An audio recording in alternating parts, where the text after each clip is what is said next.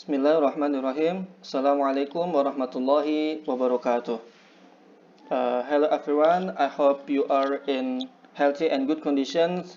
For you who don't know my name yet, my name is Muhammad Rizal Bakri. I'm a student in Tazkia University, which is located in Bogor, Central City.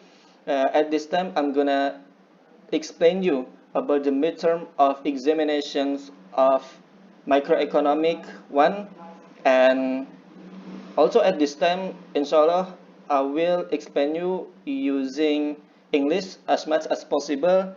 Uh, well, let's begin and let's move to the questions.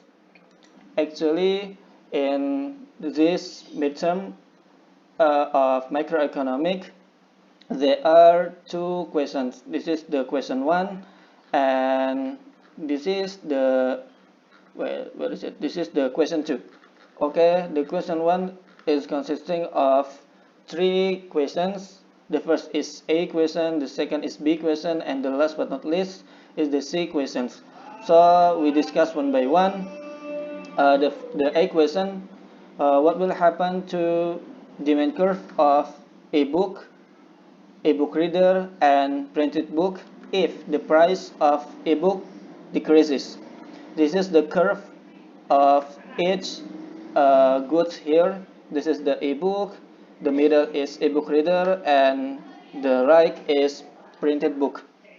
So we move to directly we directly move to the note below.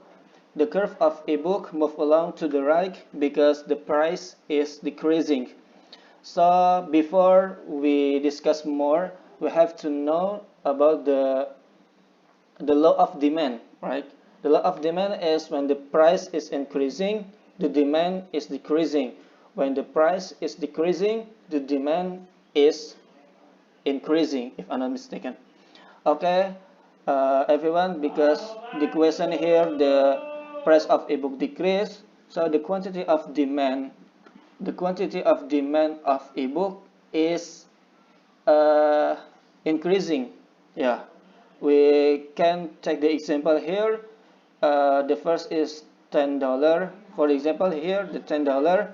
From the $10, we can get two ebook, but when the price is decreasing, for example here the 7, so we can get more ebook, which is here is 4 ebook. So for the curve here, for the curve of ebook, it is move along to the right. Okay, the second is ebook reader. The second is ebook reader curve shift to the right because it is complementary goods. Yeah, because ebook reader is still related to ebook, so the quantity of ebook reader is also increasing. We can see from the curve here. This is from D0 or D0 shift to D1, and the demand or the curve here shift to the right because the law of demand curve, if I'm not mistaken, when the demand curve is when the demand is increasing, so the curve move to, or I'm so sorry, shift to the right, while when the demand is increasing, the curve shift to the left. Yeah, and the last but not least is printed book. The curve of printed book shift to the left because it is substitution goods and ebook's price decreases, so the demand of printed book decreases because of people prefer ebook. Yeah, basically printed book as substitution goods of ebook here, but because the price of ebook decreases, so many people prefer to buy ebook than printed book. So the quantity of printed book is decreasing, and the curve of the printed book is shift to the left. Okay, the big question: what will happen to demand curve to branded bicycle and non-branded bicycle if the income increases?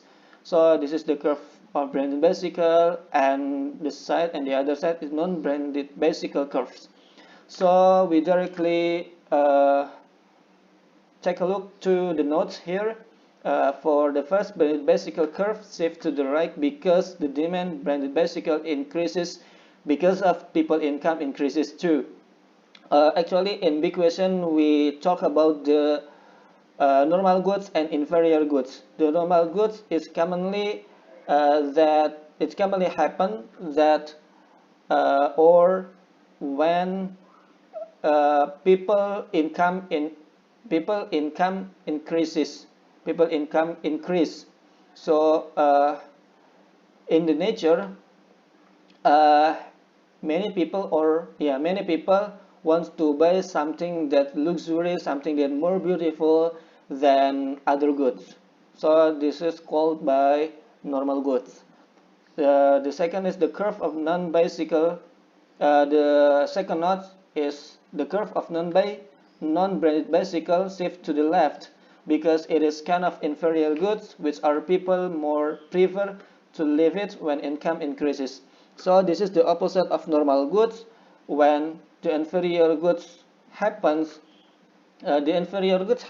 when uh, the people income is increasing. Yeah, actually, because of people income increasing, as I said before, they tend to or they prefer to buy something good that branded looks prettier than other goods. So so for the inferior goods, many people prefer to leave it when they can get more income in their pocket. Okay, the last but not least, this is the C questions. What will happen to supply curve of hand sanitizer, ethyl alcohol, and hand soap if the price of hand sanitizer increases? In two above questions, we have discussed about the demand curve, and the C question we talk about the supply curve. The law of supply, that we should know first. When the price is increasing, the demand is increasing too, and when the price is decreasing, the demand. I'm so sorry. I'm so sorry about the theory before. So the correct theory of supply curve is when the price is increasing, the quantity is increasing, and when the price is decreasing, the quantity is decreasing too. So this is the each of curve for hand sanitizer, ethyl alcohol, and hand soap. And yeah, this is the notes. We move directly to the notes below. The curve of hand sanitizer move along to the right because there is price changing that affects supply increases. So as I said before, because of the uh, price of sanitizer increases, so the supply is increasing too. Oh yeah, in this supply curve, we are as the producer, but when the demand curve that we have discussed before, we are as the consumer. So this is the view of producer. For example, here uh, there are $5. The producer can produce 2 hand sanitizer, but when the price of hand sanitizer increase in the market, for example here $10, so the producer can make more hand sanitizer, which is the example here is 4. So the curve of hand sanitizer here is move along to the right. Okay, the second is ethyl alcohol. Is the curve of ethyl alcohol shift to the right because it is complementary goods, whereby the curve shifts to the right because of increasing supply in hand sanitizer. Yeah, because ethyl alcohol it's still related with hand sanitizer, which means ethyl alcohol is part of to make hand sanitizer. So this is the complementary good of hand sanitizer too. So there is the effect from hand sanitizer to ethyl alcohol that shift the demand. I'm so sorry, that shift the supply of ethyl alcohol to the right. Yeah, we can see here. This is the first curve or the first line, shift to the right, and this is the second or the second curve of ethyl alcohol, which shift to the right. Okay, the last but not least is hand soap. Hand soap. I'm so sorry. Hand soap's curve shift to the left because it is substitution goods, whereby the curve shift to the left because of increasing supply in hand sanitizer, which is affected by increasing price, which means producer prefer to produce hand sanitizer. Yeah, again, we are as producer here, because hand sanitizer uh, has higher price, because the price of hand sanitizer increase. So of course, as producer, we prefer to produce more hand sanitizer, right?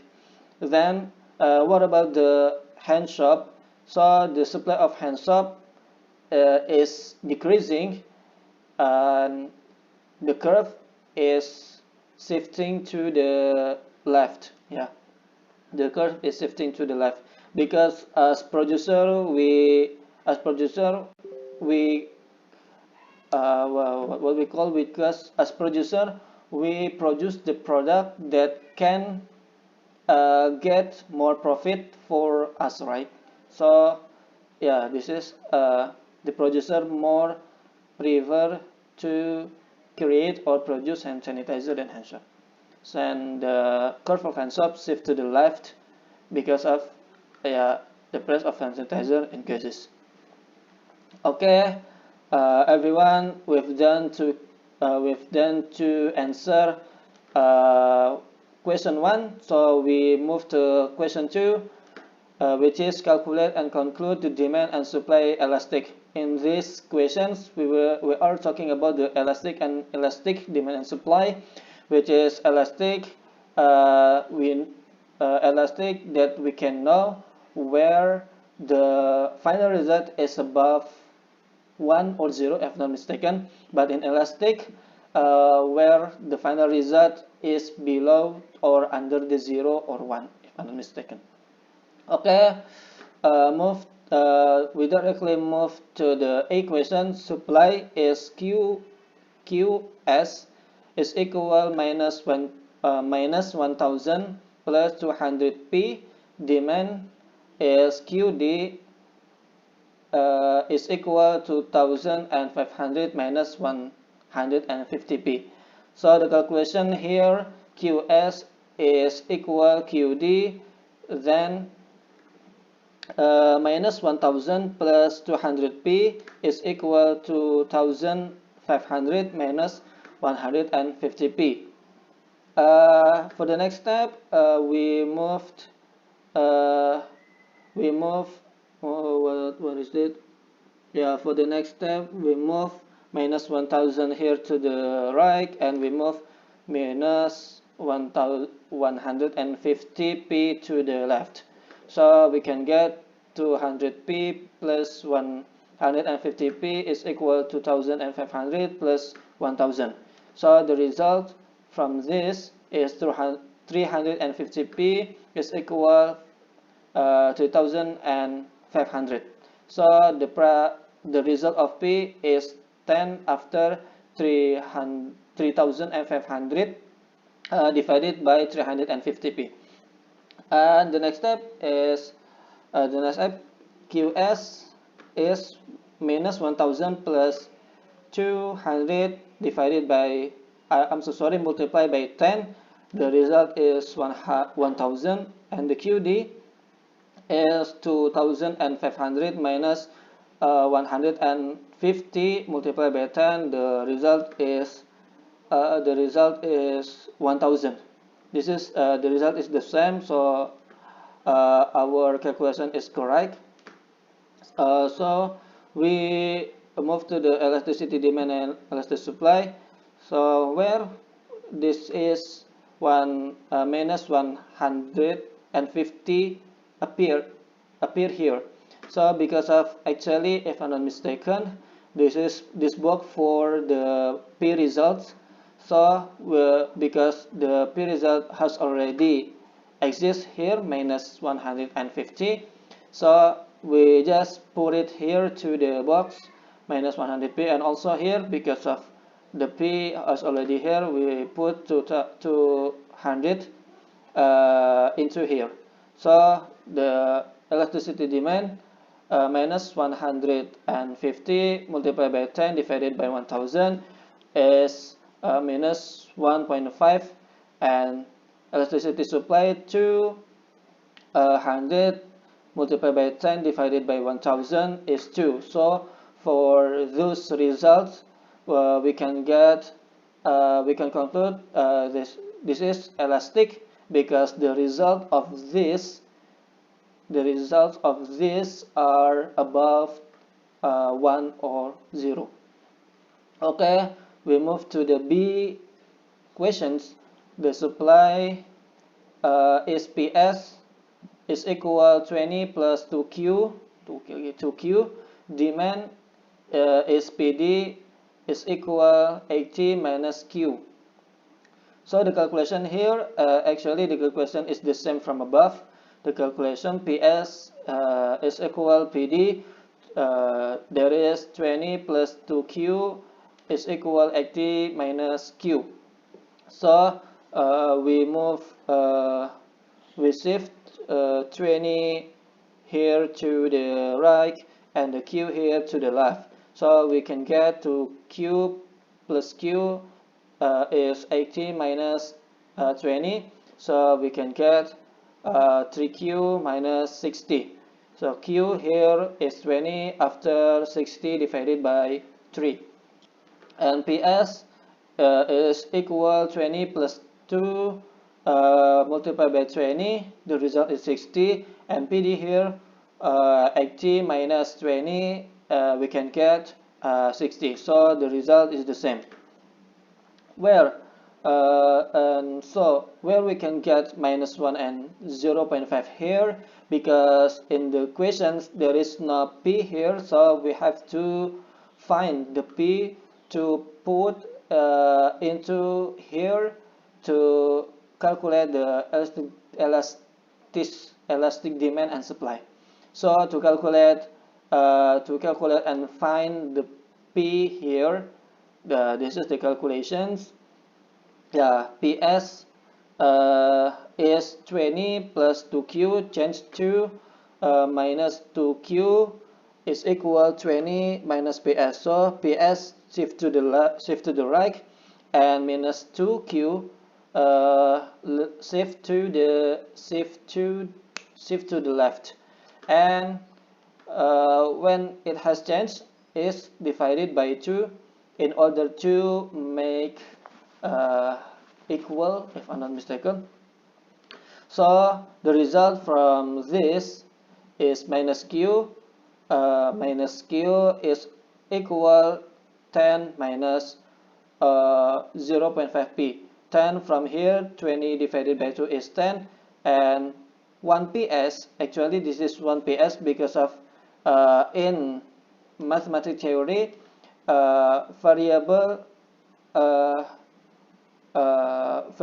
can state lonely without the number in front of it. So actually this is 1 PS. 1 PS divided by 2 is 0.5p. So we can make simpler Q minus, actually this is one step again, but one step again is the same as before, so I didn't write it. It just minus Q is equal 10 minus 0.5p divided by minus 1. So because of to make it shorter, so I write the final result. I write the result here. So the Q the Q is equal minus 10 plus 0.5p. So the final result is 0.5. When we make the simpler, minus 10 becomes 0 because there is no variable, but 0.5 is become 0.5p become 0.5 because of there is p behind it.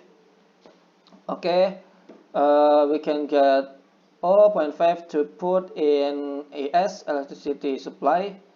So for PD, or electricity demand, to get it, 18 minus Q has changed to Q minus 80 minus Q is equal 80 minus PD. So Q here shift to the left and PD shift to the right. So the simple equations, this is the Q is equal 0 minus 1. Why this is 0? As I explained above, because of 80 there is no variable here, so when we make it simpler, this becomes 0, but this minus 1 because of actually this is PD is minus 1 PD, so this become 1 minus 1. Okay, we can get minus 1 here. I'm so sorry. We can get minus 1 here, so we calculate all of them. Start from electricity demand, which is minus 1 multiplied by 60 divided by 20 is minus 3, and electricity supply 0.5 multiplied by 60 divided by 20, the result is 1.5. So from those results we can get we can conclude they are elastic because of the two results are above 1. Okay everyone, that's all my explanations about the midterm examinations of microeconomic. I'm so sorry if I have many mistakes in my explanation, and also I'm so sorry for you if I get many stuck when the explanations with using English. I hope you understand about my explanation, and the last I say, wassalamualaikum warahmatullahi wabarakatuh. See you tomorrow.